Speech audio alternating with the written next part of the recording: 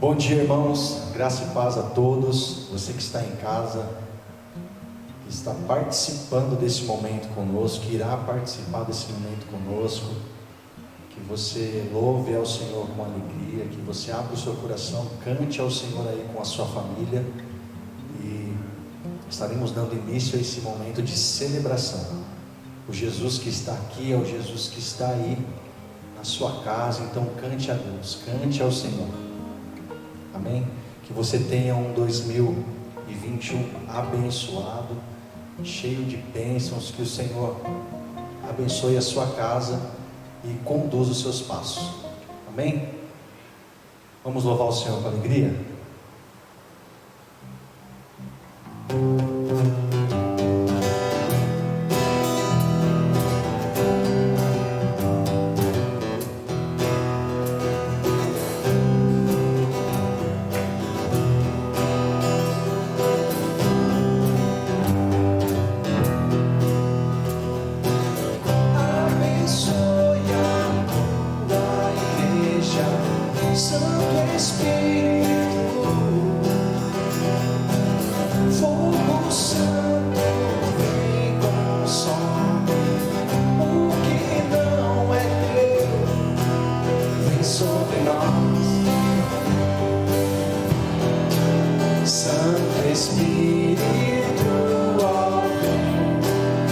Sobre nós,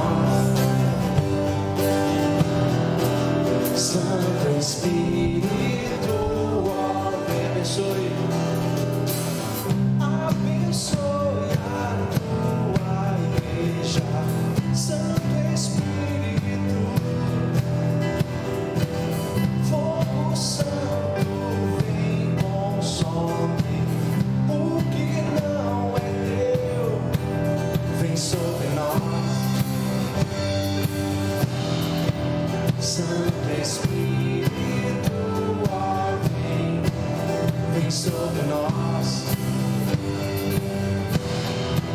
Santo Espírito, vem, traz o teu querer, teu governo em nossos corações. Pai, queremos ver tua face em nós resplandecer.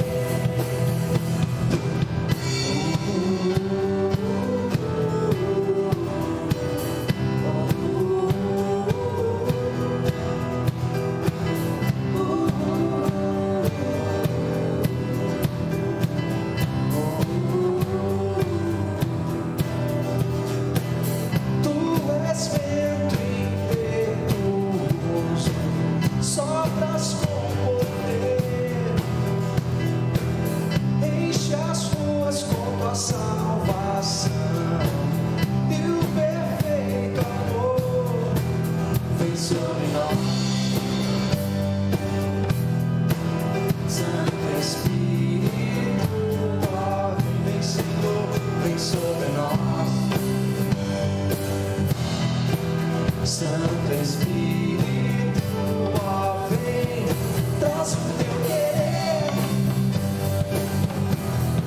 teu governo em nossos corações. Pai, queremos ver tua face em nós resplandecer. Traz o teu querer, teu governo em nossos corações. Pai, queremos ver tua face em nós resplandecer. Vem estar entre nós, sustentar o caminhar.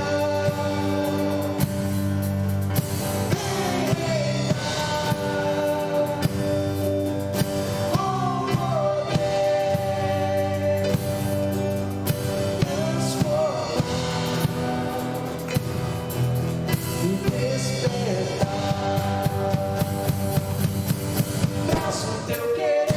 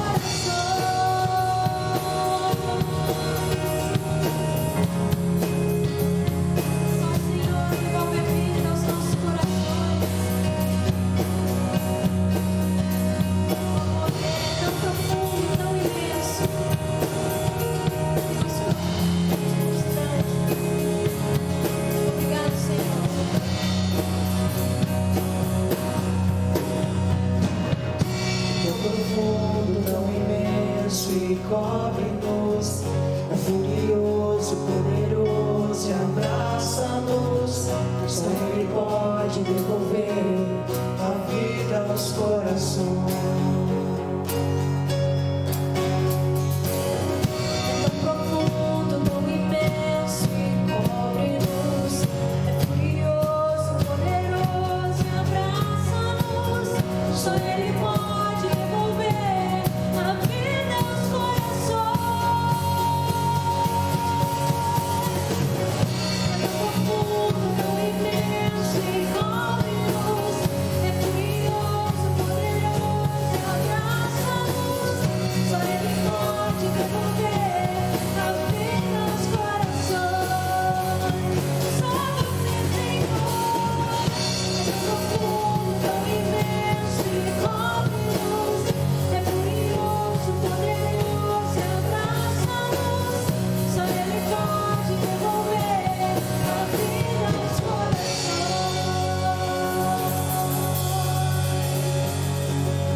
Só o Senhor, Jesus. Obrigado, Senhor. Só o Senhor pode trazer vida, Senhor.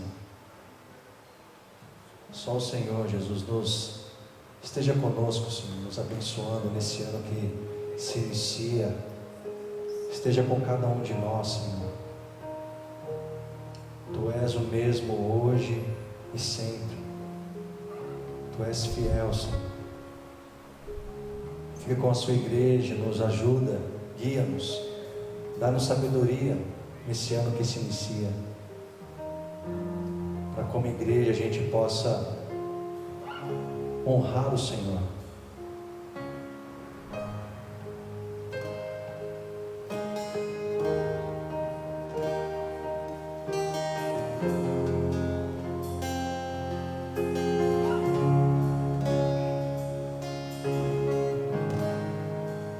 Sempre será o que hoje é, tão lindo e perfeito, Jesus. Na cruz morreu, sua vida deu, trouxe o seu reino e venceu, Jesus.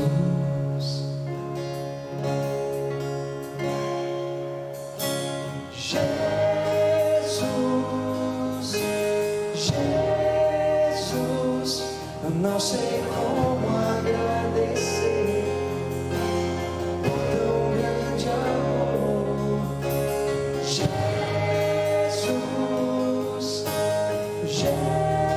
Jesus, quero sempre oferecer o meu coração em seu louvor.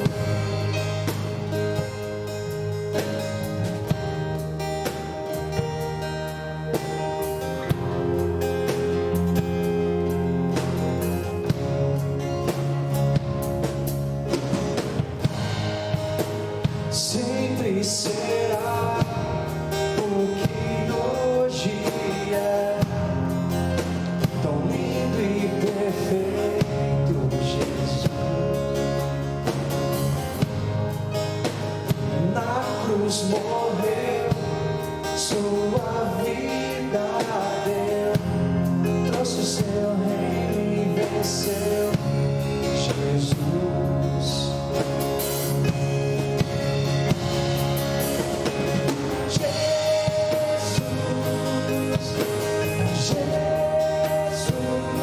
Eu não sei como agradecer por tão grande amor.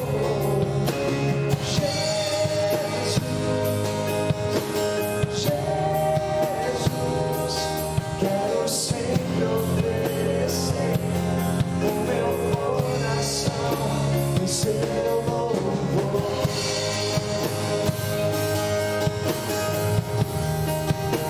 Em seu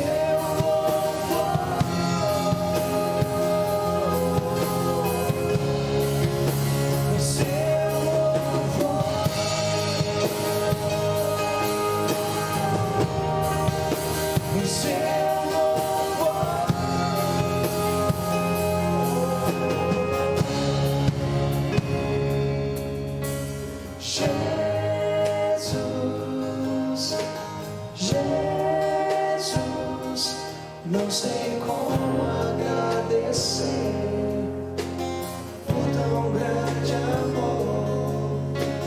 Jesus, Jesus, quero sempre oferecer o meu coração em seu louvor. Sempre, Senhor.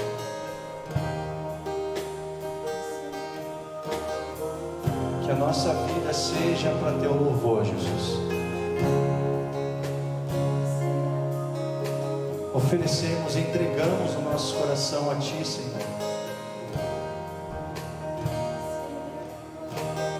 E clamamos para que o Senhor venha reinar nos nossos corações, para que verdadeiramente vivamos uma vida para teu louvor, Jesus.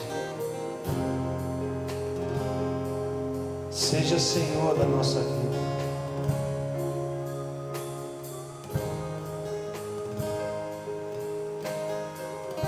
Seja Senhor. Que vivamos para teu louvor. Em nome de Jesus. Amém.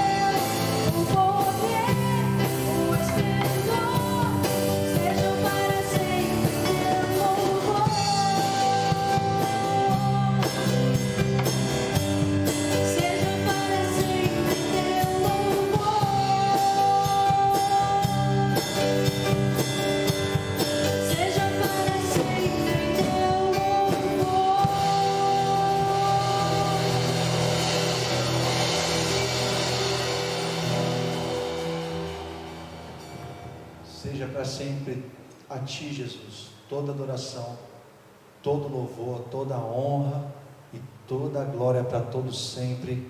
Amém. Deus te abençoe. Graça e paz, eu espero que você esteja bem, que você tenha passado uma semana tranquila. Estamos de volta, uma alegria muito grande entrar na sua casa novamente. Obrigado por essa oportunidade, por esse privilégio. Se você estava comigo na semana passada, você deve se lembrar que nós conversamos sobre um texto de Timóteo, 2 Timóteo, capítulo número 1, versículo número 7. Pois Deus não nos deu um espírito de covardia, mas de poder, de amor e de equilíbrio.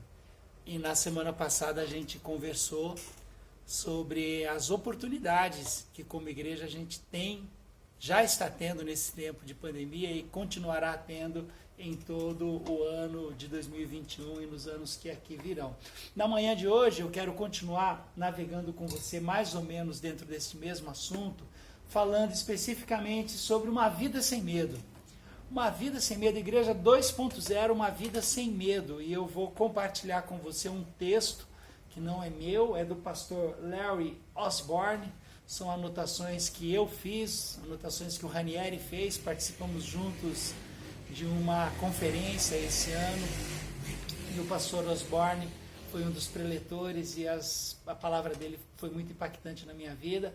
Peguei as minhas anotações, pedi que o Ranieri me desse as anotações dele, aí junto com as anotações minha e do Ranieri, eu vou compartilhar algo com você em Daniel. Abra a sua Bíblia comigo no livro do profeta Daniel, capítulo número 1.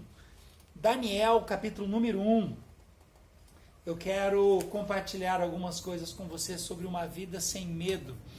E eu quero crer que imaginando uma igreja 2.0, como é que a gente vai continuar a nossa caminhada, a nossa jornada de fé, eu espero em Deus que isso faça muito sentido na sua vida, na minha vida, e que a gente consiga de fato vivermos uma vida sem medo. Eu vou ler o texto de Daniel, capítulo número 1. À medida que eu for lendo, eu vou fazer algumas paradas estratégicas ali e depois eu vou pontuar com você 4 coisas acerca da vida do Daniel, do ministério do Daniel e dessa história do capítulo número 1 dele. Tá bom? Daniel, capítulo número 1. No 3º ano do reinado de Joaquim, rei de Judá, Nabucodonosor, rei da Babilônia, veio a Jerusalém e a sitiou. Irmãos, primeira coisa, a tranquilidade do Daniel. É impressionante a maneira como um homem começa a narrativa do seu livro com essa tranquilidade. É absurdo. Olha aí, 3º ano do reinado de Joaquim, rei de Judá, Nabucodonosor, rei da Babilônia, veio a Jerusalém e a sitiou. Nabucodonosor era um rei cruel, ele era um tirano, nossa, a Babilônia tinha um... Bom... Babilônia em toda a história, em todo mundo, Babilônia é o pior, imagine o pior cenário possível, Babilônia é pior, Babilônia consegue ser pior do pior que você imaginar. Aí o Daniel começa essa narrativa com essa tranquilidade. No 3º ano do reinado do rei Joaquim, Nabucodonosor chegou e tomou conta de tudo.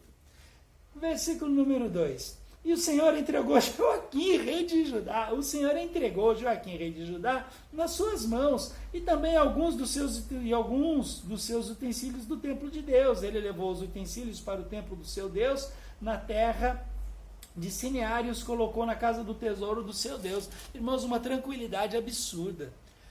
Pensa comigo, o que justifica Daniel estar tão tranquilo?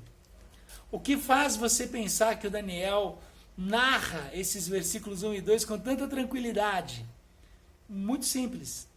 Daniel já sabia o fim da história. Daniel sabia qual era o fim da história. Daniel, quando escreve o seu livro, tudo já havia acontecido. Daniel já havia passado por tudo, ele estava lembrando, fazendo um livro de memórias. Então ele podia estar tranquilo, porque ele já sabia o final da história, igual a mim e a você, exatamente neste momento, neste tempo que nós estamos passando, tempo confuso, tempo de dúvida, tempo de dor, tempo de incerteza, nós sabemos o final da história. A história está nas mãos do Senhor, a história sempre esteve, sempre estará nas mãos do Senhor. Quem dá a última palavra é o Senhor, é Jesus de Nazaré. Então nós também sabemos o final da história, e o Daniel está com toda essa tranquilidade, porque ele sabe o final da história. Versículo número 3, depois o rei ordenou a Aspenaz, o chefe dos oficiais da sua corte, que trouxesse alguns dos israelitas da família real, da nobreza, jovens sem defeito físico, de boa aparência, homens cultos, inteligentes, que dominassem os vários campos do conhecimento e fossem capacitados para servir no palácio do rei. Ele deveria ensinar-lhes a língua e a literatura dos babilônios. Veja bem, escolhe os melhores. Pega aí os melhores e traz para cá. Aí, gente da família real, gente com cultura, eu quero que eles entendam e quero que eles aprendam da nossa cultura.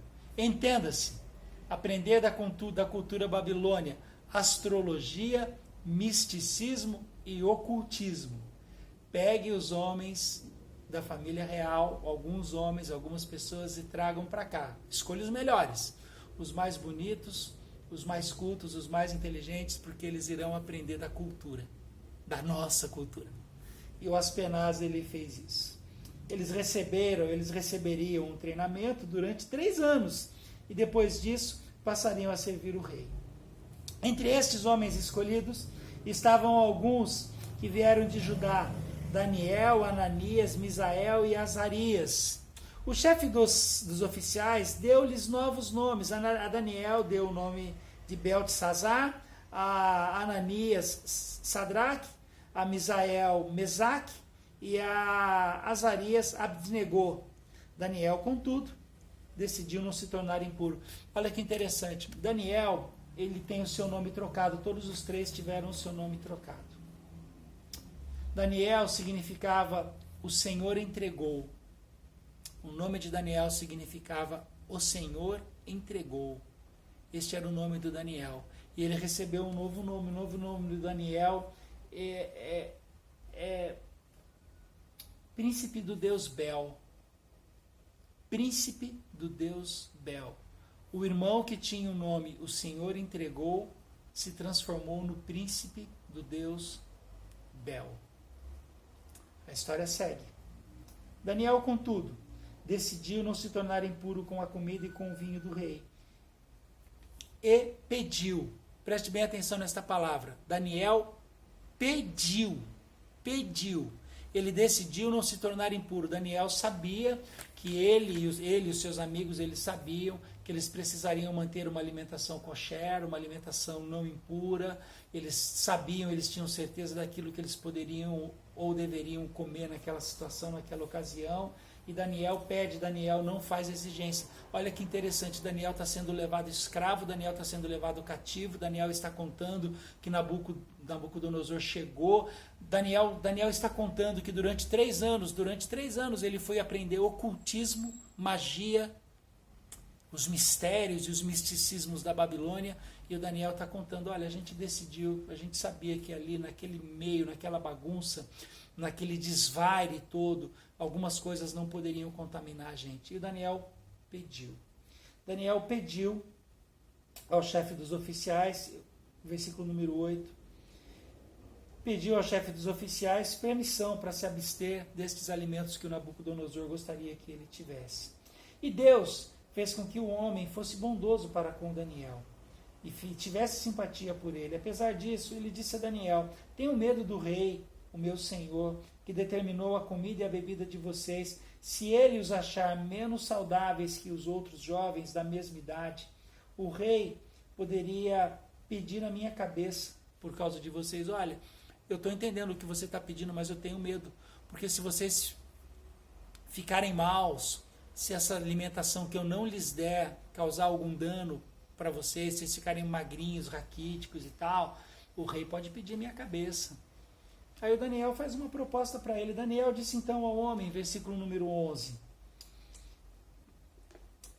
disse ao homem: que o chefe dos oficiais tinha encarregado de cuidar deles, de Ananias, de Misael e de Azarias. Peço que faça uma experiência com os seus servos durante 10 dias. Não nos dê nada, além de vegetais para comer e água para beber. Depois compare a nossa aparência com a aparência dos jovens que comem a comida do rei e trate os seus servos de acordo com o que você concluir. E depois eu peço, nos dê isso durante 10 dias e depois eu peço. Segunda vez que o Daniel usa o verbo pedir. Presta atenção nisso, isso vai ser importante daqui a pouco. Eu peço que você faça isso durante 10 dias e depois compare. E a comparação que você fizer, você chega à conclusão e me fala depois. Passados 10 dias, versículo número 15, eles pareciam mais saudáveis e mais fortes do que todos os jovens que comiam a comida da mesa do rei. Assim o encarregado tirou a comida especial e o vinho que haviam sido designados, e em lugar disso lhes dava os vegetais. Versículo número 17. A esses 4 jovens Deus deu sabedoria e inteligência para conhecerem todos os aspectos da cultura e da ciência. E Daniel, além disso, sabia interpretar todo tipo de visões e sonhos. Olha que interessante. Daniel está aprendendo ocultismo, magia e mistério, e Deus lhe dá sabedoria para entender todas estas coisas. Olha como isso é interessante, irmãos. Isso abre uma luz, assim, abre um negócio na minha cabeça, porque Deus proíbe que a gente pratique isso. Deus não quer essas práticas no meio do seu povo. Mas Deus permitiu que eles entendessem e compreendessem o tempo que eles estavam vivendo e o contexto de tudo aquilo no momento que eles estavam vivendo. Eles se tornaram homens sábios. A hora que Daniel é levado preso, estou sendo levado preso, 3 anos aqui, isso, aquilo. Daniel não fez birra, não fez pirraça, não reclamou, não. Ele se sentou na carteira e foi o melhor aluno da classe, foi o melhor aluno da turma. Versículo número 18. Ao final do tempo estabelecido pelo rei para que os jovens fossem trazidos à sua presença, 3 anos se passaram. O chefe dos oficiais os apresentou a Nabucodonosor. O rei conversou com eles e não encontrou ninguém comparável a Daniel, a Ananias, Misael e a Azarias, de modo que eles passaram a servir o rei. Irmãos, que história! Que história! O rei, versículo número 20, lhes fez perguntas sobre todos os assuntos que exigiam sabedoria e conhecimento e descobriu que eram 10 vezes mais sábios do que todos os magos e encantadores de todo o seu reino. Daniel permaneceu ali até o 1º ano do reinado de Ciro. Irmãos, que história! Eu sei que para muitos de nós, a gente se aproxima de Daniel e a grande aventura dele com seus amigos é o que enche os nossos olhos, mas o livro tem muito mais a que nos mostrar. O livro de Daniel, a história de Daniel tem muito mais que nos ensinar. Especificamente nesse capítulo número 1, a gente vai entendendo e vai compreendendo as decisões que o Daniel tomou, a maneira como o Daniel se comportou, a maneira como o Daniel falava, a maneira como o Daniel caminhava e conduzia a sua vida dentro da Babilônia. Não se esqueça, isso é importantíssimo de você lembrar e você não perder isso de vista. Babilônia é o pior lugar da terra. Babilônia, à luz da palavra de Deus e dentro daquilo que a Bíblia descreve, Babilônia é o que existe de pior. Não só existe, mas existe de pior. Eles estavam dentro desse contexto e ali eles conseguiram viver e presenciar todas estas coisas. E quando a gente olha para a vida do Daniel, o que é que a gente encontra? Quais são as lições para que a gente tenha, para que a gente caminhe numa vida uma vida sem medo? O que a gente aprende? 4 coisas. Primeira coisa, nós vamos encontrar uma pessoa, um homem que tinha grande esperança e otimismo. Daniel foi um irmão nosso que teve grande esperança e grande otimismo. Ter esperança não é achar que as coisas podem acontecer, mas é ter a certeza de que as coisas acontecerão. Daniel estava cativo, Daniel estava preso, Daniel durante 3 anos estava estudando ocultismo e magia negra, Daniel estava exilado, Daniel estava na Babilônia, Daniel estava na corte de Nabucodonosor.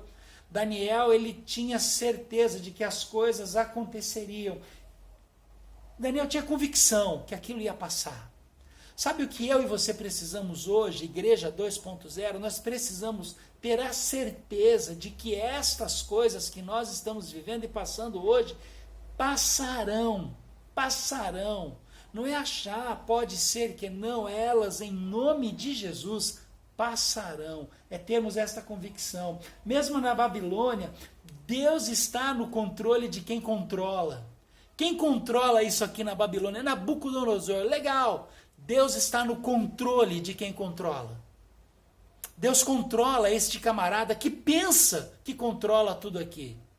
Deus está no controle de quem controla. Não é entrar em desespero. Desespero nunca vem de Deus, meus irmãos. Desespero na minha vida, desespero na sua vida, nunca vem de Deus. Desespero não é de Deus. A gente não é chamado a ter uma vida de desespero. Nós sabemos que Deus está no controle das coisas. Ah, mas as coisas estão fora do lugar, as coisas estão desajeitadas, você não sabe como está a situação lá em casa. Deus continua no controle. A palavra final é e sempre será dele. Deus está no controle. Nós precisamos ter essa certeza, nós precisamos ter essa convicção.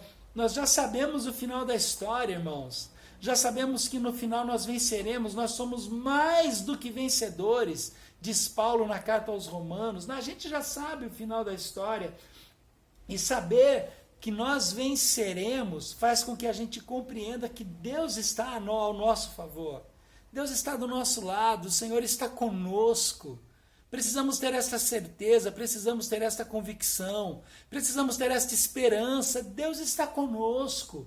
Não tem a ver com quem eu sou, não tem a ver com o momento que eu estou vivendo. Deus está conosco e eu devo estar com Ele, descansado nele, esperando nele. Daniel sabia como terminaria, Daniel não sabia quando terminaria. Olha que interessante, Daniel não sabia quando tudo aquilo iria passar, mas Daniel sabia que aquilo passaria. Daniel era um homem, era um sujeito com otimismo e esperança. Segunda coisa que a gente aprende no capítulo 1 do livro de Daniel, Daniel tinha humildade. Daniel tinha humildade. Daniel sabia que todas as pessoas merecem respeito. Todas as pessoas merecem respeito. Até mesmo os inimigos de Deus.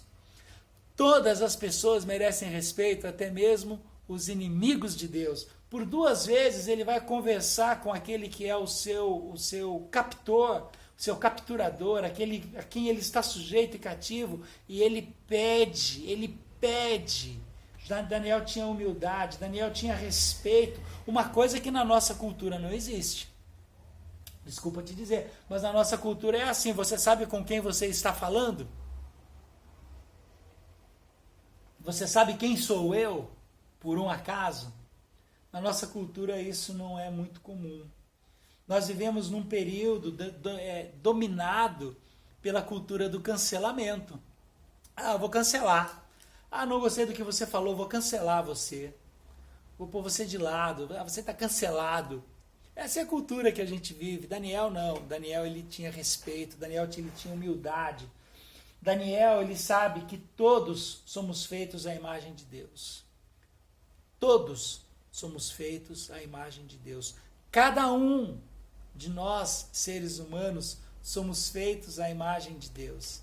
Lembra domingo passado? Domingo passado eu comentei com você que diante de todas as oportunidades que a gente tem, que as pessoas estão muito mais atentas a meio ambiente, a racismo, a direito das mulheres, a política e tudo mais. Pois é, gente. Daniel era um cara tão humilde que ele sabia que todas as pessoas são feitas à imagem e semelhança de Deus, inclusive as que são inimigas de Deus, inclusive as pessoas que eu não gosto, inclusive as pessoas que eu não gosto. E aqui fica mais uma dica bem grátis para você. O Senhor Jesus de Nazaré proíbe você de odiar qualquer pessoa. Você não tem o direito de odiar ninguém, porque todas as pessoas todas as pessoas foram feitas à imagem e semelhança do Senhor. E o Daniel sabia disso.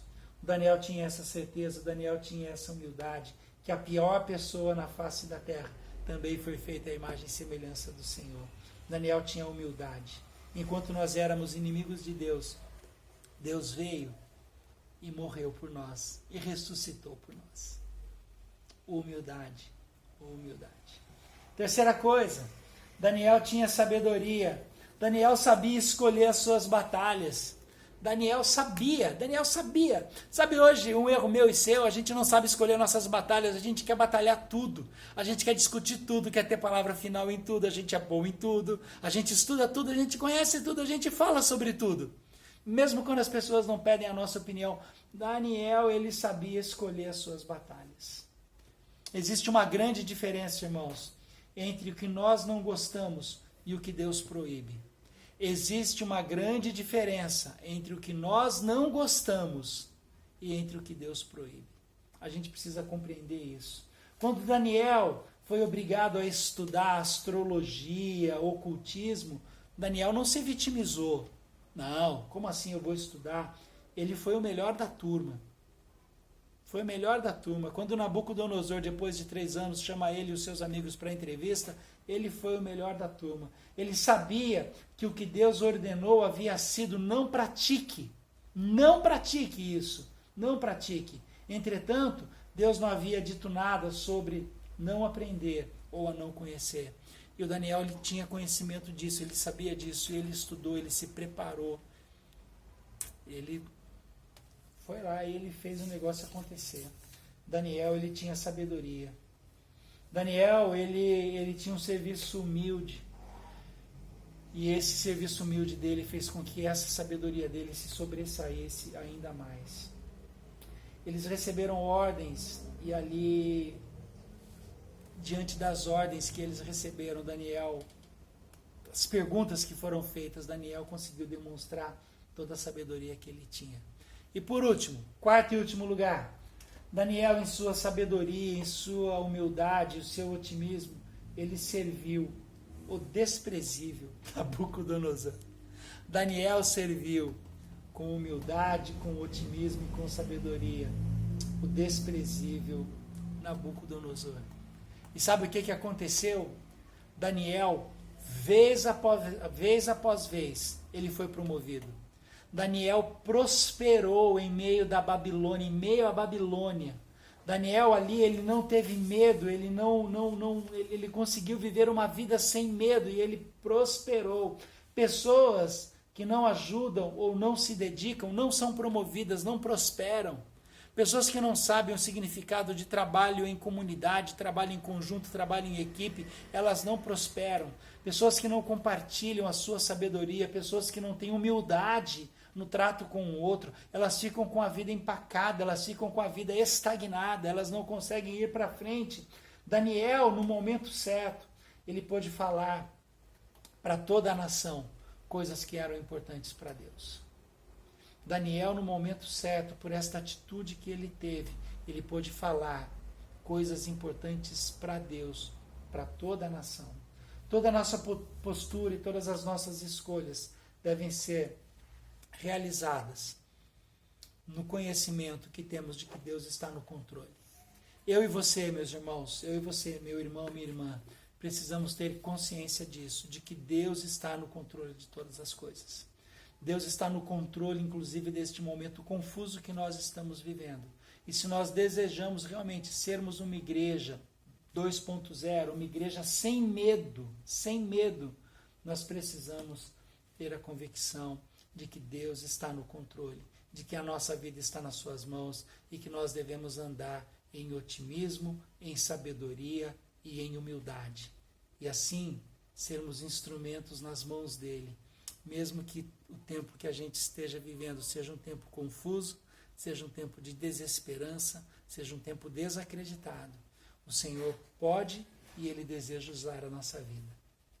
No próximo domingo, dia 10, o Renato encerra essa série de estudos Igreja 2.0 e a gente volta, se o Senhor assim nos permitir, no dia 17, na nossa reunião presencial, com um novo tema, um novo assunto, um novo estudo.